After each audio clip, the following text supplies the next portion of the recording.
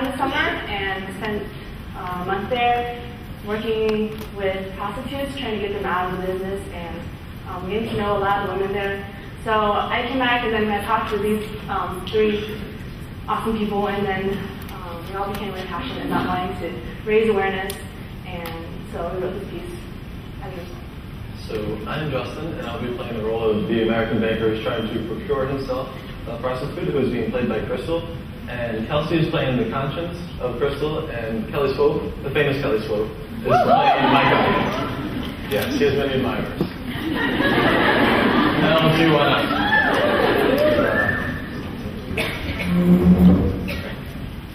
Yeah, you ready? Hey, handsome. Ooh, how you doing, girl? Did you know I'm a man of high rank from an American bank? I've come for a favor, which you know you'll be well thanked. Then you must be here for private affairs. A worldly man like you needs a break from his care. Oh yeah, baby, you're just the break I need. Man, why don't you try to be harder to read? You work pretty hard, but it's easy making your ends meet. Now you're just following the path of your feet. Because your instincts led you down to this district, where your careful conscience is not so conflicted. You know, any hunger you have, I'd be eager to feed, so why don't you take a seat? All right. My worth is measured by your satisfaction, so let's take action on this transaction.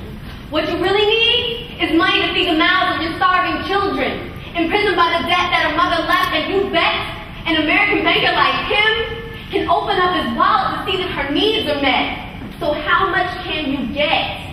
So tell me, American banker, what can I give you? They want to take a seat. What you can give me, girl, is a tempting taste of your tangible talents. And though I haven't recently checked my balance, I'm sure we can make this a fair trade, a worthwhile evening, which you know you'll be well paid. Because last I checked, girl, you look oh so balanced. Man, your greed is not going to get you far down here. It's going to drown you in drugs and rivers of beer. Now listen here. Your so-called balance, her tangible talents, yeah, all that's poetic, but you can't just bring her down like this. And I know you're not going to save her tonight, but I'm begging you, please, don't deprave her. Not tonight. Man, use those 4 eyes to get you some foresight. Thank you, sir, for those sweet compliments, but that's not enough to cover my rent. Perhaps we can strike a more appealing agreement before we partake in the sour sacrament.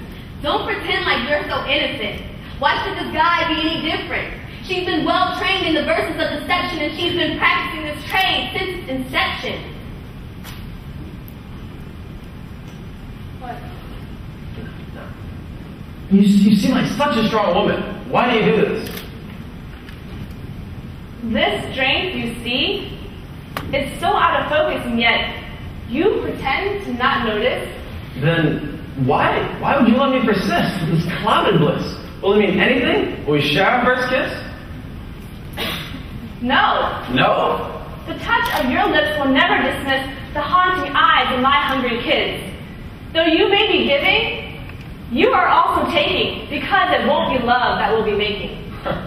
Then what do you propose we do instead, huh? Because now the promiscuous visions that once ran through my head have suddenly fled, leaving my lust cold and dead, while I momentarily dread the thoughts of thinning threads beneath the faded and stained bread spreads, where so many of your customers have already been led. So tell me now, what are we doing? What are we doing?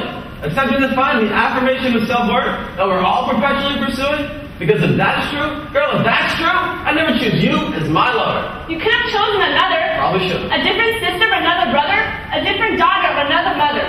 I've come all this way, and though I do this every day, I lose my dignity in exchange for pay. Are we going to finish what we came here to do? Because I spent enough time getting to know you. Really? Really? Yeah. Are you insulting my manhood? Trust me, girl, trust me. I haven't stopped in your neighborhood. You see, I'm just fulfilling an exotic fetish, which can be satisfied by any woman's flesh. So really, I'm doing you the favor, because to me, girl, to me, you're just this week's feminine flavor. Maybe you should pretend to know me a little more completely.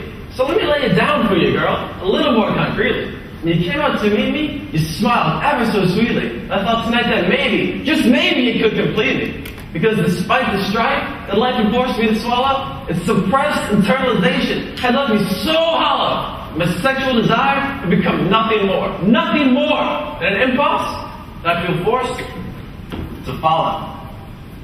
You think you know me, but upon reflection, your perception of rejection is just as flawed as your feigned affection. You know, you were born into the protection of your family, but I was raised with successive generations of poverty. The strain of my responsibility is masked by the makeup on my face. And as a daughter of a family with a patriarchal race, my fear of disgrace burns ugly trace. Sir, you know nothing of sorrow, never knowing what I will wake up tomorrow in the arms of another, to fulfill my roles as an obedient daughter and a good mother. Although every woman's intuition says to break away from this road to destitution, I must lose myself for my children's success. No one, I'll tell you, no one asked to be Jaded Enchantress. Damn, girl. Your misfortunes are darker than the deepest canyons, and in a sense, provoked my pity and resurrected my friction. Because within our forthcoming nocturnal passions, releasing emotions unbound, our instinctual intentions will only be found as our previous inhibitions lie scattered upon the ground. So please, you might taste of Asia, and let's get on with our back and forth euphoria. No.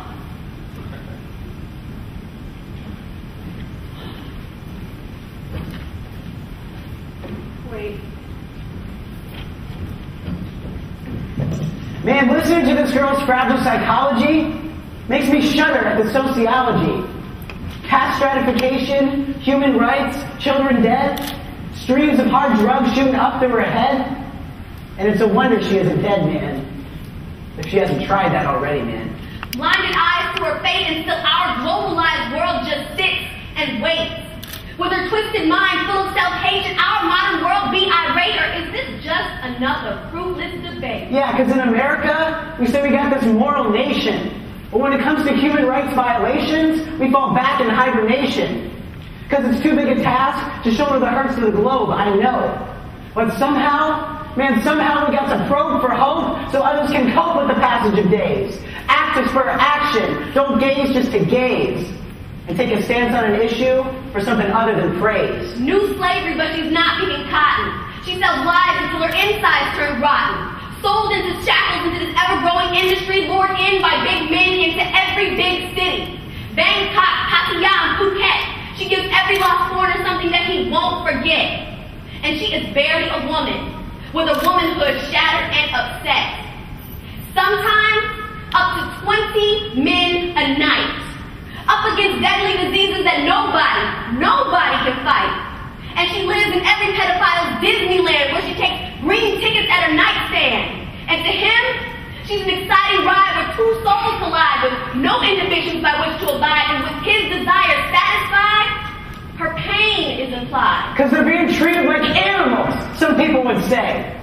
But I shudder at the thought of treating an animal this way. Because every day these women say they're taking the harshest hits. No better than bubble gum being chewed up and spit to the ground with the ugly sound of disgust. Disgusted with the lustful, gusty groans of strangers who ransack their musty bones, breaking their trust and leaving them all alone, rusting away before they're even full grown. Man, this is an economy. It's a business, making wealth from the body. Letting this persist won't do help to anybody. Because it's no good for the free to have an external ideology and then get sucked in the wake of our internal hypocrisy. Take a moment, reflect, give your thoughts some velocity. Think about the value you place on control. Because controlling yourself is power over your soul. It's your destiny, your life, the very path of your choices. Man, what can we do here? I said, what can we do here? What can we do here? Raise a chorus of voices.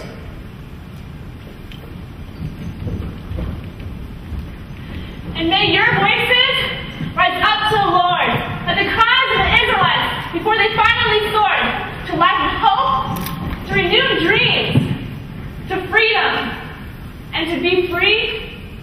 Oh, to be free is what we dream to be.